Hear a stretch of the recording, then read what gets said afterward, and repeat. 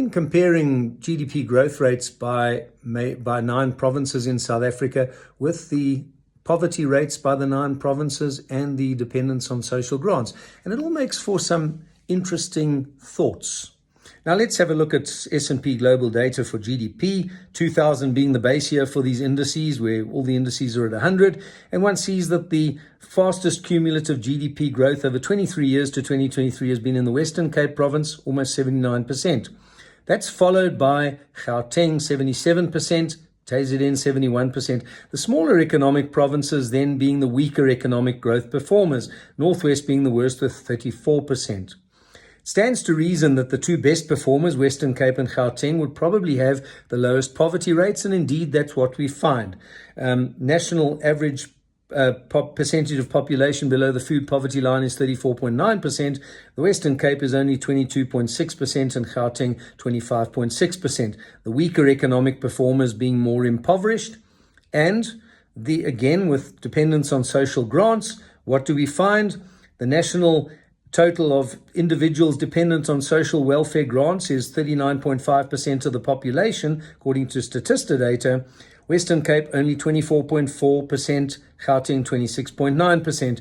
The weaker economic performing provinces and the poorer ones being higher dependence on social grants. Now that's understandable. One would say, well, that stands to reason. What's wrong with that? But the question I ask is, are we not incentivizing the wrong behavior? Are we not delaying the inevitable?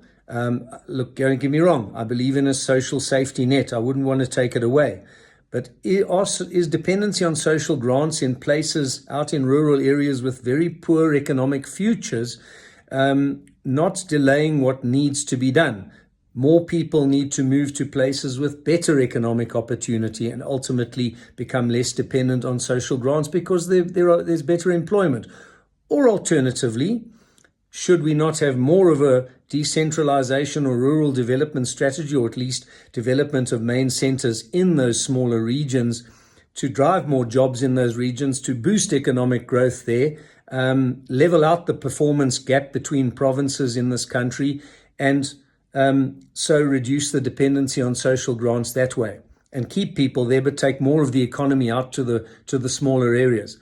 I'm not sure which one. I suspect the latter option might be the more desirable one because you disrupt people's lives less. But I think that ultimately we need to think about getting the way we think about social grants regionally and perhaps housing policies too in sync with where the economy is going to be in future.